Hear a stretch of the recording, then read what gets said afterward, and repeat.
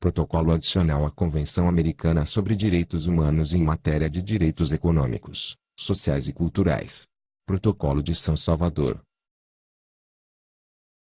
A Assembleia Geral, vistos. A Resolução AG-RES 836, mediante a qual a Assembleia Geral tomou nota do projeto de protocolo adicional à Convenção Americana sobre Direitos Humanos, submetidos pela Comissão Interamericana de Direitos Humanos, e o transmitiu aos governos dos Estados partes da Convenção para que formulassem suas observações e comentários sobre o projeto e remetessem ao Conselho Permanente para estudo e apresentação à Assembleia Geral, em seu 17º período ordinário de sessões. A Resolução AG-RES 887, na qual solicitou ao Conselho Permanente que, com base no projeto apresentado pela Comissão Interamericana de Direitos Humanos e nas observações e comentários formulados pelos governos dos Estados partes na Convenção, apresentasse à Assembleia Geral, em seu 18º período ordinário de sessões, um projeto de protocolo adicional à Convenção, em matéria de direitos econômicos, sociais e culturais, o relatório do Conselho Permanente que submete à Assembleia Geral o referido projeto de protocolo adicional, e considerando que a Convenção Americana sobre os Direitos Humanos estabelece que poderão ser submetidos à consideração dos Estados partes, reunidos por ocasião da Assembleia Geral da Organização dos Estados Americanos, projetos de protocolos adicionais a essa Convenção, com a finalidade de incluir progressivamente no seu regime de proteção outros direitos e liberdades, a importância que reveste para o sistema interamericano a adoção de um protocolo adicional à Convenção, em matéria de direitos econômicos, sociais e culturais, resolve adotar o seguinte protocolo adicional à Convenção Americana sobre Direitos Humanos em matéria de direitos econômicos, sociais e culturais, Protocolo de São Salvador. Preâmbulo. Os Estados partes na Convenção Americana sobre os Direitos Humanos, Pacto de São José da Costa Rica. Reafirmando seu propósito de consolidar neste continente, dentro do quadro das instituições democráticas, um regime de liberdade pessoal e de justiça social, fundado no respeito dos direitos essenciais do homem. Reconhecendo que os direitos essenciais do homem não derivam do fato de ser ele nacional de determinado Estado, mas sim do fato de terem como fundamento os atributos da pessoa humana, razão por que justificam uma proteção internacional, de natureza convencional, coadjuvante ou complementar da que oferece o direito interno dos Estados americanos. Considerando a estreita relação que existe entre a vigência dos direitos econômicos, sociais e culturais e a dos direitos civis e políticos, por motivo de as diferentes categorias de direito constituírem um todo indissolúvel que tem sua base no reconhecimento da dignidade da pessoa humana, razão pela qual exigem tutela e promoção permanente, com o objetivo de conseguir sua plena vigência, sem que jamais possa justificar-se a violação de uns a pretexto ou da observação de outros. Reconhecendo os benefícios decorrentes do fomento e desenvolvimento da cooperação entre os Estados e das relações internacionais. Recordando que, de acordo com a Declaração Universal dos Direitos do Homem e com a Convenção Americana sobre os Direitos Humanos, só pode tornar-se realidade o ideal do ser humano livre, isento de temor e da miséria, se forem criadas condições que permitam a cada pessoa gozar de seus direitos econômicos, sociais e culturais, bem como de seus direitos civis e políticos. Levando em conta que, embora outros instrumentos internacionais, tanto de âmbito universal como regional, tenham reconhecido direitos econômicos, sociais e culturais fundamentais, é muito importante que esses direitos sejam reafirmados, desenvolvidos, aperfeiçoados e protegidos, a fim de consolidar na América, com base no respeito pleno dos direitos da pessoa, o regime democrático representativo de governo, bem como o direito de seus povos ao desenvolvimento, à livre determinação e a utilizar livremente suas riquezas e recursos naturais, Considerando que a Convenção Americana sobre os Direitos Humanos estabelece que poderão ser submetidos à consideração dos Estados-partes, reunidos por ocasião da Assembleia Geral da Organização dos Estados Americanos, projetos de protocolos adicionais a essa convenção, com a finalidade de incluir progressivamente no regime de proteção da mesma, outros direitos e liberdades. Convieram no seguinte protocolo adicional à Convenção Americana sobre Direitos Humanos, Protocolo de São Salvador. Artigo 1. Obrigação de adotar medidas. Os Estados-partes neste protocolo adicional à Convenção Americana sobre Direitos Humanos comprometem-se a adotar as medidas necessárias, tanto de ordem interna como por meio da cooperação entre os Estados, especialmente econômica e técnica, até o máximo dos recursos disponíveis e levando em conta seu grau de desenvolvimento, a fim de conseguir, progressivamente e de acordo com a legislação interna, a plena efetividade dos direitos reconhecidos neste protocolo. Artigo 2. Obrigação de adotar disposições de direito interno. Se o exercício dos direitos estabelecidos neste protocolo ainda não estiver garantido por disposições legislativas ou de outra natureza, os Estados-partes comprometem-se a adotar, de acordo com as suas normas constitucionais e com as disposições deste protocolo, as medidas legislativas ou de outra natureza que forem necessárias para tornar efetivos esses direitos. Artigo 3. Obrigação de não discriminação.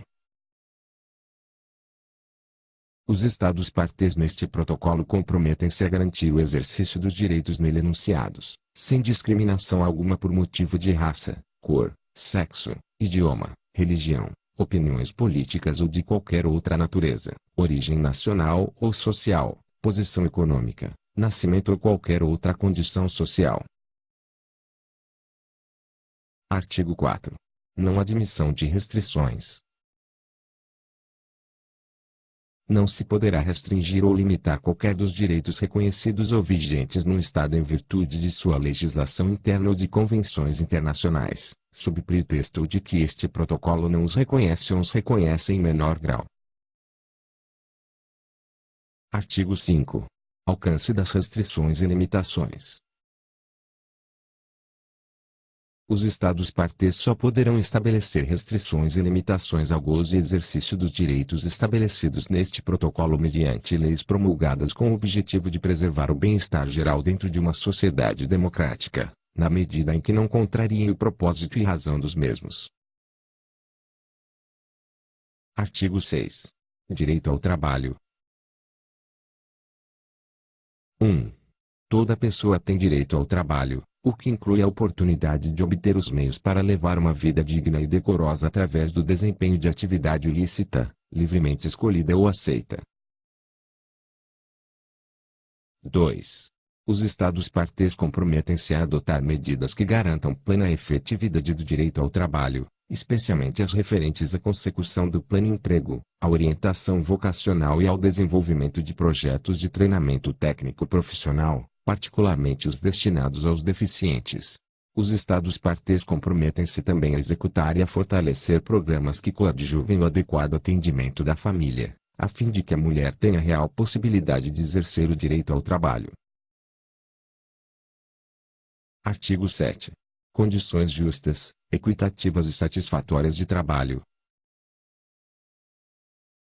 Os Estados-partes neste protocolo reconhecem que o direito ao trabalho, a que se refere o artigo anterior, pressupõe que toda pessoa goze desse direito em condições justas, equitativas e satisfatórias, para que esses Estados garantiram em suas legislações internas, de maneira particular.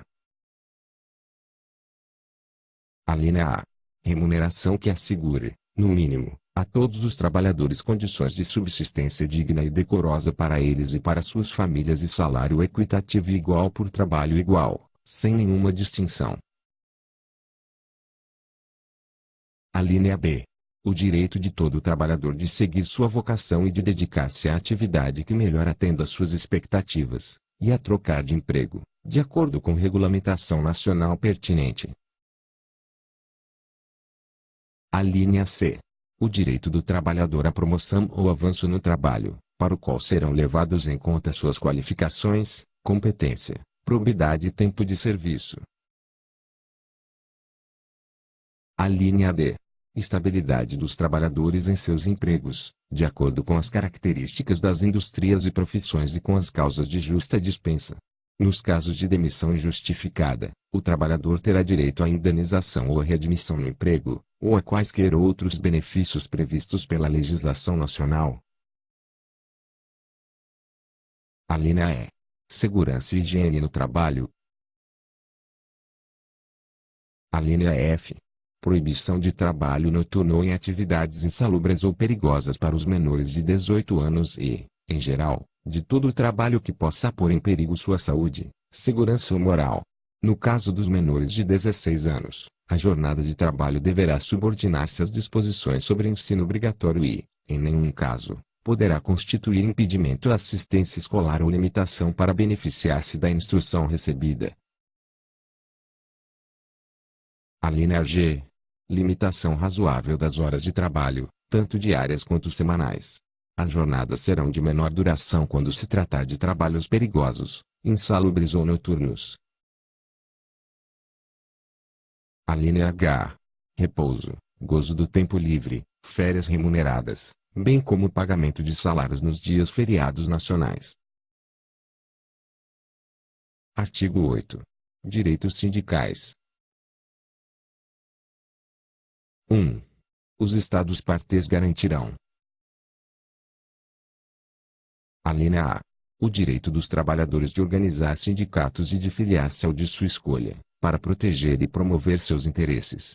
Como projeção deste direito, os Estados-partes permitirão aos sindicatos formar federações e confederações nacionais e associar-se às já existentes, bem como formar organizações sindicais internacionais e associar-se à de sua escolha. Os Estados-partes também permitirão que os sindicatos, federações e confederações funcionem livremente. A linha B. O direito de greve. 2. O exercício dos direitos enunciados acima só pode estar sujeito às limitações e restrições previstas pela lei, que sejam próprias de uma sociedade democráticas e necessárias para salvaguardar a ordem pública e proteger a saúde ou a moral públicas, e os direitos ou liberdades dos demais. Os membros das Forças Armadas e da Polícia, bem como de outros serviços públicos essenciais, estarão sujeitos às limitações e restrições impostas pela lei. 3. Ninguém poderá ser obrigado a pertencer a sindicato. Artigo 9. Direito à Previdência Social. 1. Toda pessoa tem direito à previdência social que a proteja das consequências da velhice e da incapacitação que a impeça, física ou mentalmente, de obter os meios de vida digna e decorosa. No caso de morte do beneficiário, os benefícios da previdência social serão aplicados aos seus dependentes. 2. Quando se tratar de pessoas que estejam trabalhando, o direito à previdência social abrangerá pelo menos assistência médica e subsídio ou pensão em caso de acidente de trabalho ou de doença profissional e, quando se tratar da mulher, licença maternidade remunerada, antes e depois do parto. Artigo 10. Direito à saúde. 1. Toda pessoa tem direito à saúde, compreendendo-se como saúde o gozo do mais alto nível de bem-estar físico, mental e social.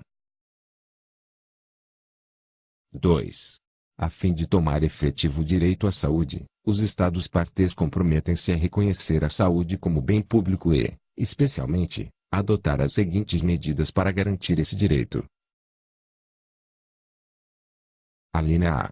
Assistência primária à saúde, entendendo-se como tal a assistência médica essencial ao alcance de todas as pessoas e famílias da comunidade.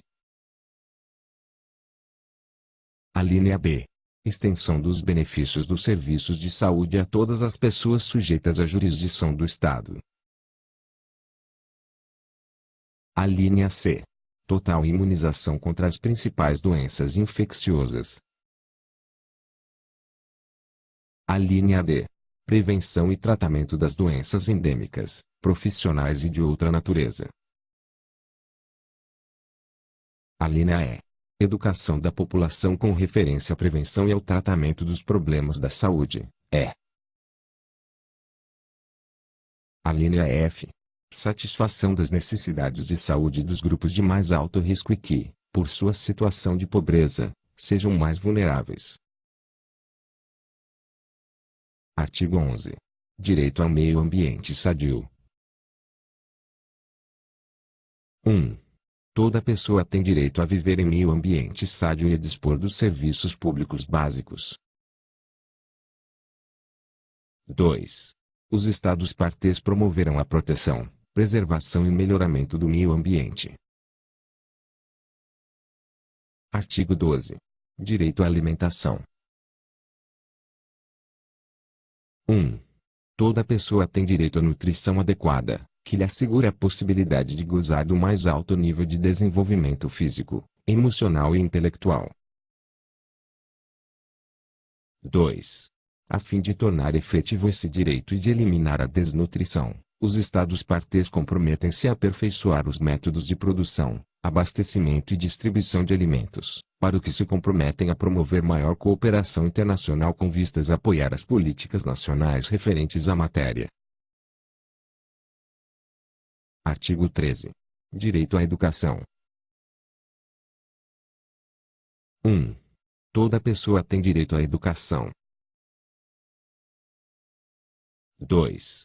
Os Estados partes neste protocolo convêm que a educação deverá orientar-se para o pleno desenvolvimento da personalidade humana e do sentido de sua dignidade, e deverá fortalecer o respeito pelos direitos humanos, pelo pluralismo ideológico, pelas liberdades fundamentais, pela justiça e pela paz.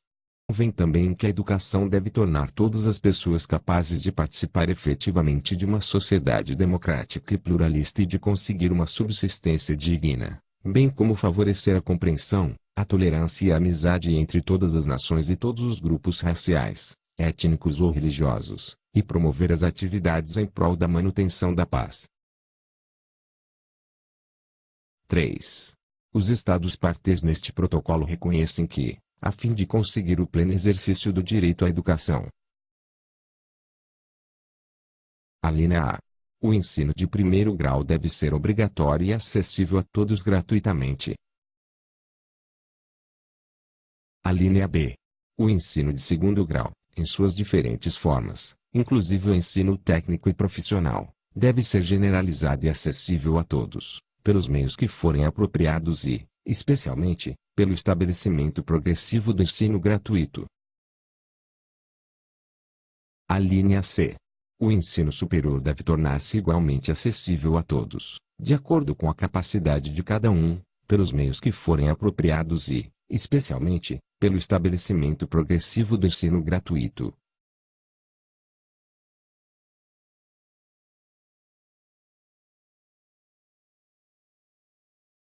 A linha D. Deve-se promover ou intensificar, na medida do possível, o ensino básico para as pessoas que não tiverem recebido ou terminado o ciclo completo de instrução do primeiro grau. A linha E. Deverão ser estabelecidos programas de ensino diferenciados para os deficientes, a fim de proporcionar instrução especial e formação a pessoas com impedimentos físicos ou deficiência mental. De acordo com a legislação interna dos Estados partes, os pais terão direito a escolher o tipo de educação que deverá ser ministrada aos seus filhos, desde que esteja de acordo com os princípios enunciados acima. Nenhuma das disposições do protocolo poderá ser interpretada como restrição da liberdade das pessoas e entidades de estabelecer e dirigir instituições de ensino, de acordo com a legislação dos Estados partes. Artigo 14. Direito aos benefícios da cultura. 1. Os Estados partes neste protocolo reconhecem o direito de toda pessoa a linha A. Participar na vida cultural e artística da comunidade. A linha B. Gozar dos benefícios do progresso científico e tecnológico. A linha C. Beneficiar-se da proteção dos interesses morais e materiais que lhe correspondam em virtude de produções científicas, literárias ou artísticas de sua autoria. 2. Entre as medidas que os Estados-partes neste protocolo deverão adotar para assegurar o pleno exercício deste direito, deverão figurar as necessárias para a conservação, o desenvolvimento e a divulgação da ciência, da cultura e da arte. 3. Os Estados-partes neste protocolo comprometem-se a respeitar a liberdade indispensável para a pesquisa científica e a atividade criadora. 4.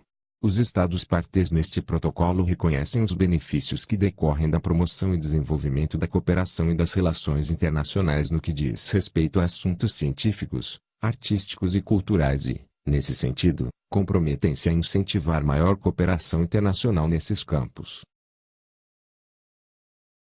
Artigo 15. Direito à Constituição e proteção da família. 1. A família é o elemento natural e fundamental da sociedade e deve ser protegida pelo Estado, que deverá velar pelo melhoramento de sua situação moral e material. 2. Toda pessoa tem direito a constituir família, direito esse que deverá exercer de acordo com as disposições da legislação interna correspondente. 3. Os Estados-partes comprometem-se, mediante este protocolo, a proporcionar adequada proteção ao grupo familiar e especialmente a linha A. Dispensar atenção e assistência especiais à mãe, por período razoável, antes e depois do parto. A linha B. Garantir às crianças alimentação adequada, tanto no período de lactação quanto durante a idade escolar. A linha C. Adotar medidas especiais de proteção dos adolescentes, a fim de assegurar o pleno amadurecimento de suas capacidades físicas, intelectuais e morais. A linha D. Executar programas especiais de formação familiar, a fim de contribuir para a criação de ambiente estável e positivo, no qual as crianças percebam e desenvolvam os valores de compreensão, solidariedade, respeito e responsabilidade. Artigo 16. Direito da criança. Toda criança, seja qual for sua filiação, tem direito às medidas de proteção que a sua condição de menor requer por parte de sua família, da sociedade e do Estado. Toda criança tem direito de crescer ao amparo e sob a responsabilidade de seus pais. Salvo em circunstâncias excepcionais, reconhecidas judicialmente, a criança de tenra idade não deve ser separada de sua mãe. Toda criança tem direito à educação gratuita e obrigatória, pelo menos no nível básico, e a continuar sua formação em níveis mais elevados do sistema educacional. Artigo 17. Proteção de pessoas idosas. Toda pessoa tem direito à proteção especial na velhice. Nesse sentido, os Estados-partes comprometem-se a adotar, de maneira progressiva, as medidas necessárias a fim de pôr em prática este direito e, especialmente, a linha A. Proporcionar instalações adequadas, bem como alimentação e assistência médica especializada, às pessoas de idade avançada que não disponham delas e que não estejam em condições de adquiri-las por seus próprios meios. A linha B. Executar programas de trabalho específicos, destinados a proporcionar a pessoas idosas a possibilidade de realizar atividades produtivas adequadas às suas capacidades, respeitando sua vocação ou desejos. A linha C. Promover a formação de organizações sociais destinadas a melhorar a qualidade de vida das pessoas idosas. Artigo 18. Proteção de deficientes. Toda pessoa afetada pela diminuição de suas capacidades físicas e mentais tem direito a receber atenção especial, a fim de alcançar o máximo desenvolvimento de sua personalidade. Os Estados-partes comprometem-se a adotar as medidas necessárias para esse fim e, especialmente, a linha A. Executar programas específicos destinados a proporcionar aos deficientes os recursos e o ambiente necessário para alcançar esse objetivo, inclusive programas de trabalho adequados às suas possibilidades e que deverão ser livremente aceitos por eles ou, quando for o caso, por seus representantes legais. A linha B. Proporcionar formação especial aos familiares dos deficientes, a fim de ajudá-los a resolver os problemas de convivência e a convertê-los em elementos atuantes do desenvolvimento físico, mental e emocional dos deficientes. A linha C. Incluir, de maneira prioritária, em seus planos de desenvolvimento urbano a consideração de soluções para os requisitos específicos decorrentes das necessidades desse grupo. A linha D. Promover a formação de organizações sociais nas quais os deficientes possam desenvolver uma vida plena. Artigo 19. Meios de proteção. 1. Os Estados partes neste protocolo comprometem-se a apresentar, de acordo com o disposto neste artigo e nas normas pertinentes que deverão ser elaboradas sobre o assunto pela Assembleia Geral da Organização dos Estados Americanos, relatórios periódicos a respeito das medidas progressivas que tiverem adotado para assegurar o devido respeito aos direitos consagrados no protocolo. 2.